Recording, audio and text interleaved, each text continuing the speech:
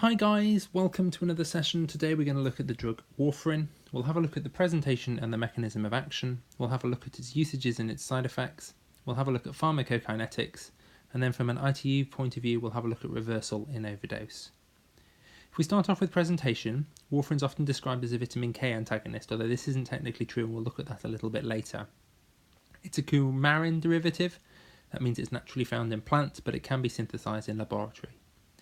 It comes in tablet form, and the tablets are different colours and they relate to the dosage of warfarin within the tablets, as you can see on the screen right now.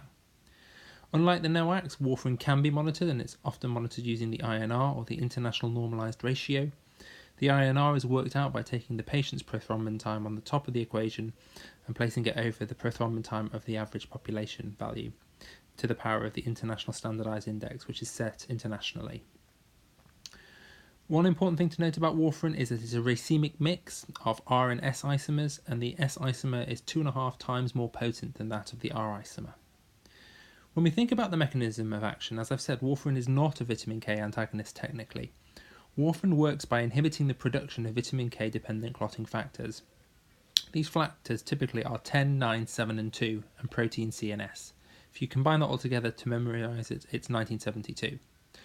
So all of these factors, they all require gamma carboxylation of their glutamic acid residues, and this is done by an enzyme called gamma glutamyl carboxylase.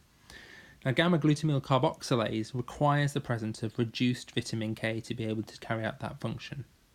Within the liver, where all of this processing takes place, there's a constant cycle between oxidized and reduced versions of vitamin K going on.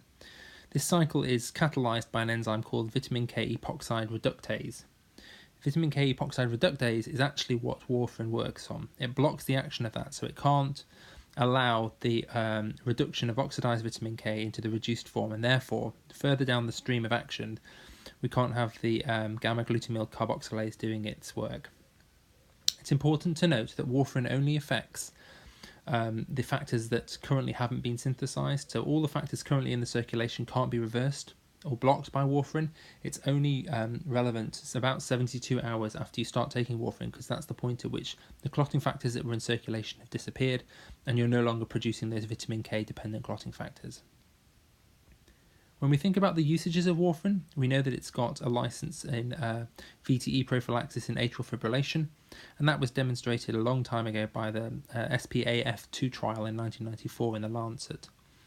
It's got a license for VTE prophylaxis in artificial heart valves or mechanical heart valves, and it's got a license in the treatment and prophylaxis of DVT and PE.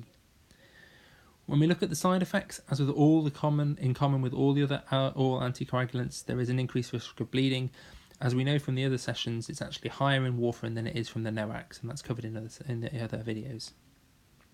Warfarin has a tendency to be teratogenic, particularly in the first trimester of pregnancy, and in the third trimester of pregnancy is noted to cross the placenta and has the potential to cause fetal hemorrhage.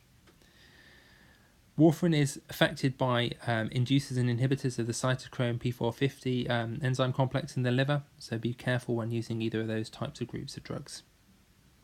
When we think about pharmacokinetics, warfarin is absorbed completely by the gut. It's a highly protein-bound drug, and as we said, it's heavily hepatically metabolized by cytochrome P450 and then excreted in the urine. Warfarin itself, when we're thinking about reversal, can be split into major hemorrhage and minor hemorrhage and no hemorrhage. If you're trying to reverse a major hemorrhage, the recommendation is that you use PCC, which is octoplex or beriplex. That contains recombinant factors 10, 9, 7 and 2 with protein C and S, and you use that alongside 5 milligrams of IV vitamin K. If you don't have PCC ready to hand, you can use FFP, but the research and literature suggests that's actually a suboptimal usage, but if you have nothing else, that's what you would go for. When you're reversing warfarin with a high INR, you basically have to look at whether there's bleeding, minor bleeding or no bleeding. If the INR is greater than 8 and there is no bleeding present, what they suggest is holding off the warfarin and taking 2 milligrams of oral vitamin K and rechecking the INR the following day. If the INR is greater than 8 and there is minor bleeding, hold off warfarin and give IV vitamin K 2 milligrams and check the INR the following day. If the INR is less than 8 and there is no bleeding or minor bleeding, then the recommendation is that you omit warfarin until the INR is less than 5, but keep an eye on the patient's state in the meantime.